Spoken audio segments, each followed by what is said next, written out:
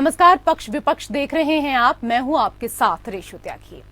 जम्मू कश्मीर विधानसभा सीटों के परिसीमन को चुनौती देने वाली याचिकाओं पर सुप्रीम कोर्ट ने फैसला सुनाते हुए परिसीमन प्रक्रिया को सही ठहराया।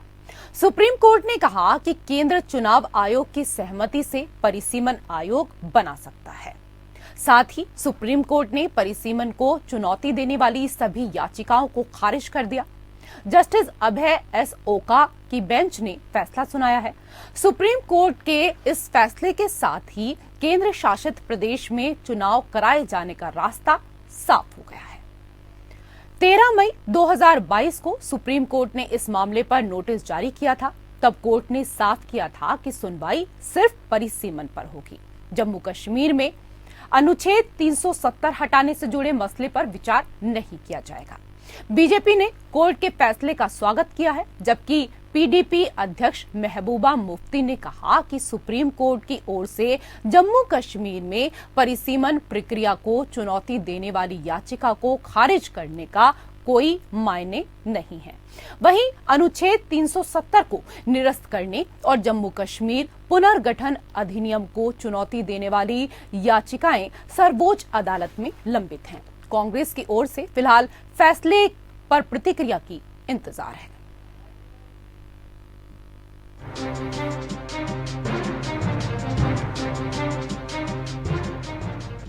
जम्मू कश्मीर में अब चुनावों का रास्ता साफ हो गया है। दरअसल जम्मू कश्मीर में विधानसभा सीटों के परिसीमन को चुनौती देने वाली याचिकाओं को सुप्रीम कोर्ट ने खारिज कर दिया है। जस्टिस अभय एस ओंग की बेंच ने फैसला सुनाया, जिसमें केंद्र सरकार द्वारा जम्मू कश्मीर के परिसीमन की प्रक्रिया को सही ठहराया गया है। श्रीनगर के रहने वाले हाजी अब्दुल गनी खान और मोहम्मद अयूब मट्टू की याचिकाओं में कहा गया था कि परिसीमन में सही प्रक्रिया का पालन नहीं किया गया है, जबकि केंद्र सरकार, जम्मू कश्मीर प्रशासन और चुनाव आयोग ने इस दलील को गलत बताया था। 13 मई 2022 को सुप्रीम कोर्ट ने इस मामले पर नोटिस जारी किया था। तब कोर्ट ने साफ किया था कि सुनवाई सिर्फ परिसीमन पर होगी। जम्मू कश्मीर में अनुच्छेद 370 हटाने से जुड़े मामले पर विचार नहीं किया जाएगा। जस्टिस संजय किशन कौल और अभय एस ओका की बेंच के सामने याचिकाकर्ता पक्ष ने दलील दी कि जम्मू कश्मीर में विधानसभा सीटों के परिसीमन के लिए आयोग का गठन संवैधानिक प्रावधानों के हिसाब से सही नहीं है। परिसीमन में विधानसभा क्षेत्रों की सीमा बदली गई है। उसमें नए इलाकों को शामिल किया गया है। सीटों की संख्या 107 से बढ़ाकर 114 कर दी गई है, जिसमें पाकिस्तान के कब्जे वाले कश्मीर की भी 24 सीटें शामिल हैं। सुप्रीम कोर्ट ने कहा कि केंद्र सरकार को अधिकार और शक्ति है कि वो निर्वाचन आयोग की सहमति से परिसीमन आयोग यानी डिलिमिटेशन कमीशन बना सकती है। इस बाबत केंद्र सरकार ने अपने अधिकारों का उचित प्रयोग ही किया है। याचिकाकर्ताओं का प्रतिनिधित्व करने वाले सीनियर एडवोकेट रविशंकर जंध्याला ने तर्क दिया था कि परिसीमन अभ्यास संविधान की योजना का उल्लंघन है। एडवोकेट ऑन रिकॉर्ड श्रीराम परकट के माध्यम से दायर याचिका में दावा किया गया है कि विवादित परिसीमन अधिसूचना, जिसने 2011 की जनगणना के आधार पर जम्मू कश्मीर यूटी में परिसीमन की प्रक्रिया को पूरा करने का निर्देश दिया था, असंवैधानिक है, क्योंकि 2011 में केंद्र शासित प्रदेश जम्मू कश्मीर के लिए कोई जनसंख्या जनगणना ऑपरेशन नहीं किया गया था। सॉलिसिटर जनरल ने याचिकाकर्ता के इस तर्क का खंडन किया था कि 2019 के पुनर्गठन अधिनियम के प्रावधान एक दूसरे या संवैधानिक ढांचे के अनुरूप नहीं थे। चुनाव आयोग के वकील ने कहा कि जहां तक सीटों की संख्या में वृद्धि का संबंध है, आपत्तियां उठाने के लिए पर्याप्त अवसर दिया गया था, जिसका उपयोग नहीं किया गया था। परिसीमन आदेश अब कानून का बल प्राप्त कर चुका है। दलील में ये भी कहा गया है कि संविधान का अनुच्छेद 170, 226 के बाद अगला परिसीमन प्रदान करता है। हालांकि केंद्र शासित प्रदेश जम्मू कश्मीर को चुना गया था। Bureau report, APN news.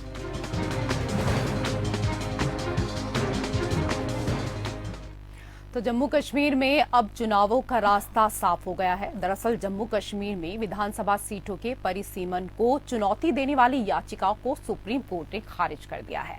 Justice अभय एस ओका की बेंच ने फैसला सुनाया, जिसमें केंद्र सरकार द्वारा जम्मू कश्मीर के परिसीमन की प्रक्रिया को सही ठहराया गया है।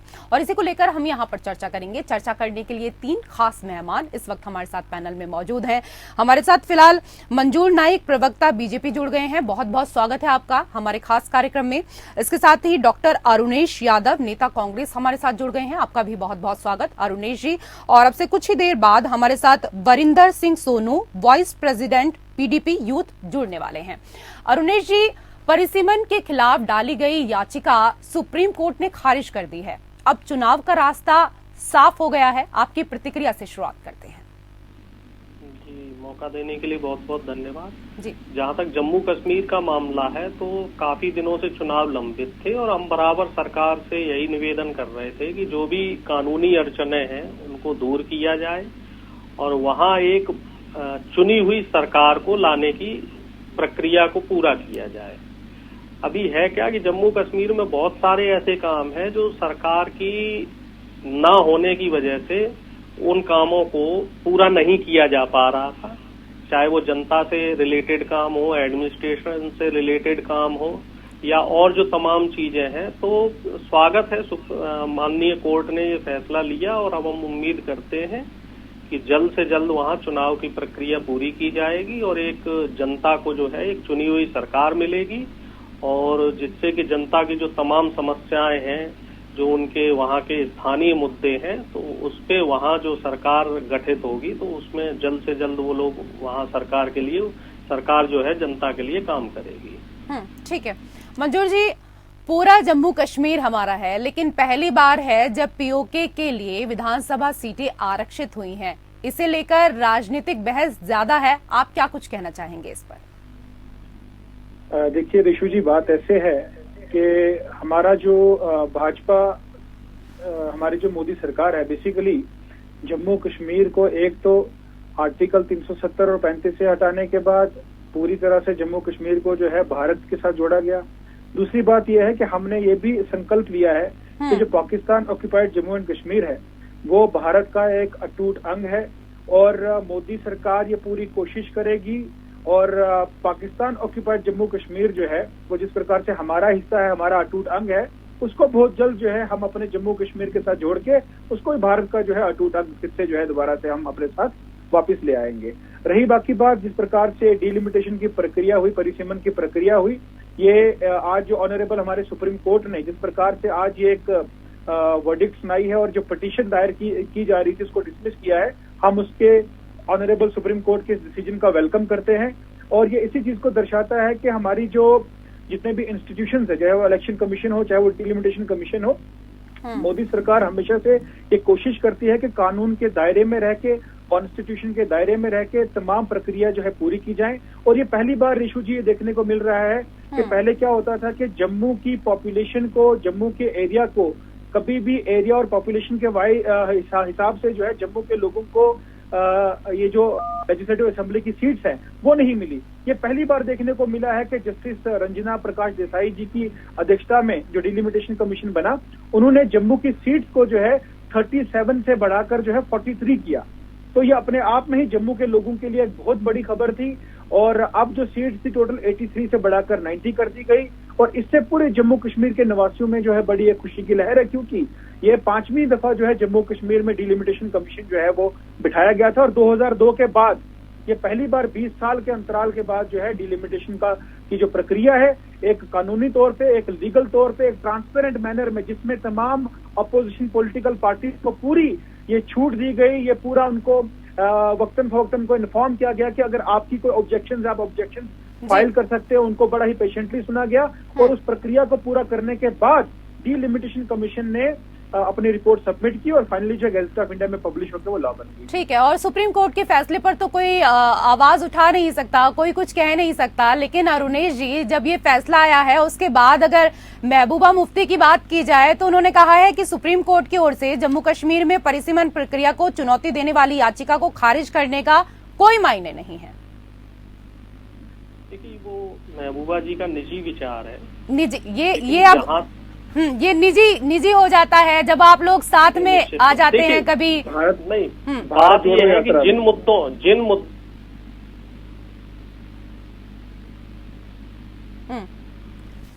और जरूरी नहीं है कि राजनीति में जो राजनीतिक दल है तो उनके विचार जो है हर मुद्दे पे मिल जाए। अगर हर मुद्दे पे समान विचार होंगे। अरुणेश जी, मैं आऊंगी आपके पास, आपकी आवाज जो है वो ब्रेक हो रही है। यही सवाल मंजूर जी, जो अभी मैंने अरुणेश जी से पूछा, क्या कुछ कहना चाहेंगे, क्योंकि महबूबा मुफ्ती तो अब इस मामले को लेकर भी आवाज उठाना शुरू कर दिया है उन्होंने। देखिए ऋषु जी, बात ऐसे है कि जो हमारी जम्मू कश्मीर की जितनी भी रीजनल पॉलिटिकल पार्टीज हैं, इन्होंने 2019 के बाद लगातार जो है, मैं कहूँगा कि कोर्ट की भी जो है इन्होंने कंटेम्प्ट की है। क्योंकि बार बार मैं आपको बताना चाहता हूँ कि हमारी जो इंडियन जुडिशरी है वो पूरी दुनिया में एक एग्जाम्पलरी, एक ऐसा इंस्टीट्यूशन है, रिप्यूटेड इंस्टीट्यूशन है कि जो without any pressure from executive and legislature वो इंडिपेंडेंटली जो है अपना सारे फंक्शंस जो है वो परफॉर्म करती है। और हमारी इंडियन जुडिशरी ने ऐसी एग्जाम्पलरी वर्डिक्ट्स जो है वो सुनाई है, जिससे साबित होता है कि कभी भी हमारी जो इंडियन जुडिशरी जो है वो कभी भी लेजिस्लेचर के प्रेशर में नहीं रही है। लेकिन हमारी जो जम्मू कश्मीर की जो रीजनल पॉलिटिकल पार्टीज हैं, न जाने इन्होंने कौन सा आइन पढ़ा है, कौन सी किताबें पढ़ी हैं कानून की, कि ये अपने आप को जुडिशरी से भी ऊपर समझती है। आज आप देखिए, अगर मैडम महबूबा मुफ्ती ने इस प्रकार के शब्द इस्तेमाल किए, आप खुद समझ सकते हैं, उन्होंने कहा कि इसका कोई मायने नहीं है, इसका मतलब सुप्रीम कोर्ट की वर्डिक्ट का कोई मायने नहीं है, कोई मतलब नहीं है। मैं कहता हूं इनको अपने अल्फाज वापस लेने चाहिए, अदरवाइज ये हमारे सुप्रीम कोर्ट ऑफ इंडिया की, honourable supreme court of India की जो है कंटेम्प्ट है, जिसको कतई ही ना तो देशवासी बर्दाश्त करेंगे, ना ही मैं कहता हूं कोर्ट को बर्दाश्त करना चाहिए, और कोर्ट को भी संज्ञान लेकर जो है इन पे कार्रवाई करनी चाहिए। अब हमारे साथ सोनू जी जुड़ेंगे तो मैं इसको लेकर उनसे जवाब जरूर लूंगी, लेकिन अगर देखा जाए तो यहाँ पर कह सकते हैं मंजूर जी, क्योंकि यह पहली बार हुआ है जब नए परिसीमन में जनजातियों के लिए सीट आरक्षित की गई है, ये एक अच्छी बात है। बिल्कुल बिल्कुल रेशु जी, आप देखिए कि जम्मू कश्मीर में आज तक कभी भी शेड्यूल कास्ट, शेड्यूल ट्राइब और ओबीसी लोग, मतलब मेरे कहने का मतलब है जितनी भी हमारी जो मार्जिनलाइज्ड सेक्शन ऑफ सोसाइटी है, उनको कभी भी जम्मू कश्मीर में पॉलिटिकल रिजर्वेशन नहीं मिली ऋषु जी। हमारी जितनी भी रीजनल पॉलिटिकल पार्टीज है जिनने अर्स्टवाइल जम्मू एंड कश्मीर पे रूल किया था, उन्होंने जम्मू कश्मीर के रेजिडेंट्स को कभी भी इंडियन सिटीजन नहीं माना, उन्होंने अपना सब्जेक्ट्स माना, एज इफ वो लोग राजा महाराजा हैं और यहाँ पे डेमोक्रेसी नहीं है। अब आप देखिए कि आर्टिकल 370 और 35 से हटने के बाद सबसे बड़ी जो डेवलपमेंट मेरी नजर में है वो ये है कि हमारी जो marginalised section of the society है उनको पॉलिटिकल रिजर्वेशन मिली है। यहाँ पे 3 टियर सिस्टम जो है वो लागू किया गया है।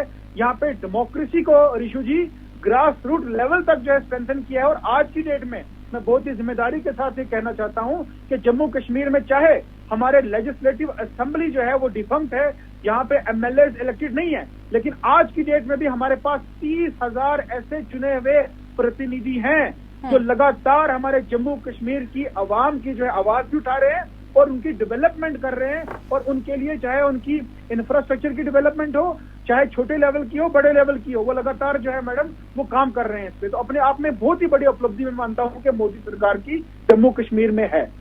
चर्चा करने के लिए पैनल में 3 खास मेहमान हमारे साथ मौजूद हैं और फिलहाल हमारे साथ रतन गुप्ता, प्रवक्ता एनसी भी जुड़ चुके हैं। बहुत बहुत स्वागत आपका हमारे खास कार्यक्रम में।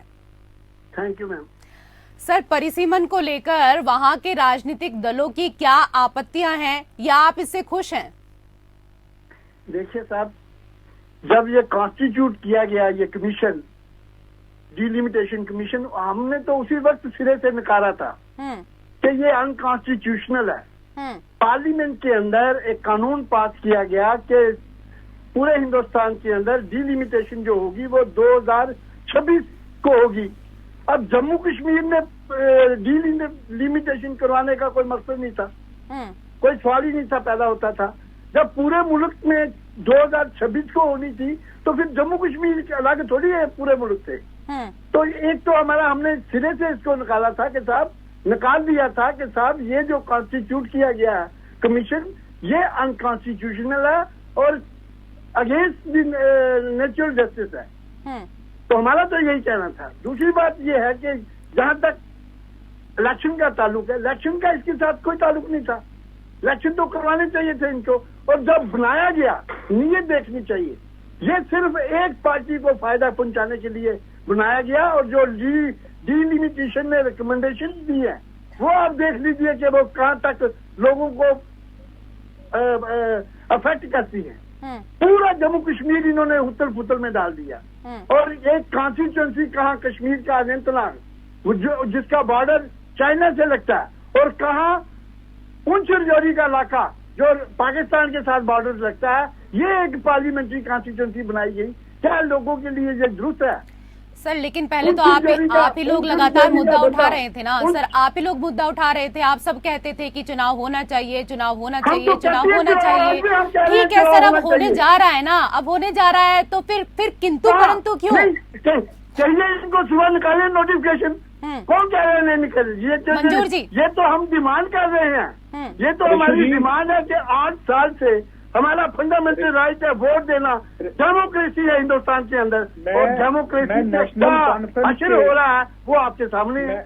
रेशु जी, हम कहाँ कह रहे हैं इलेक्शन नहीं होने चाहिए? ठीक है सर, जवाब ले लीजिए सर, जवाब ले लीजिए सर, जवाब ले लीजिए जी। रेशु जी, नेशनल कॉन्फ्रेंस के प्रवक्ता की बात सुन के मुझे बहुत ही दुख भी हुआ, लेकिन आश्चर्य नहीं हुआ। मैं आपको बताना चाहता हूं कि इन्होंने अभी कहा कि डीलिमिटेशन कमीशन को जब जम्मू और कश्मीर के लिए इलेक्शन कमीशन ऑफ इंडिया ने अपॉइंट किया कि वो अनकॉन्स्टिट्यूशनल था, तो मैं इनको बताना चाहता हूं कि इनको अपनी ये स्टेटमेंट वापस लेनी चाहिए। ये जम्मू कश्मीर का जो डीलिमिटेशन कमीशन है, जब इसको अपॉइंट किया, मैं बता रहा हूँ आपको, मैं इसकी constitutional have some patience Ratan ji, have some patience, listen to me carefully. Section 62 clause 2, section 63 clause 3 of Jammu and Kashmir Reorganization Act of 2019 empowers Election Commission of India उसको भी तोड़ने चाहिए किया हुआ है constitute and Election Commission। आप क्या बात करते हैं? वो हमने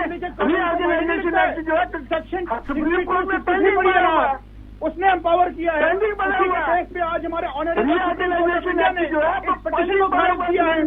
आपके सुप्रीम कोर्ट से भी ऊपर है, आपके जुडिशियल। चलिए इसका जवाब ले लेते हैं, इसका जवाब ले लेते हैं। हमारे साथ Varinder Singh Sonu, vice president PDP youth जुड़ चुके हैं। सर, पूरी डिबेट आपने सुनी होगी। महबूबा मुफ्ती ने कहा सुप्रीम कोर्ट की ओर से जम्मू कश्मीर में परिसीमन प्रक्रिया को चुनौती देने वाली याचिका को खारिज करने के कोई मायने नहीं है। सबसे पहले इसको लेकर प्रतिक्रिया।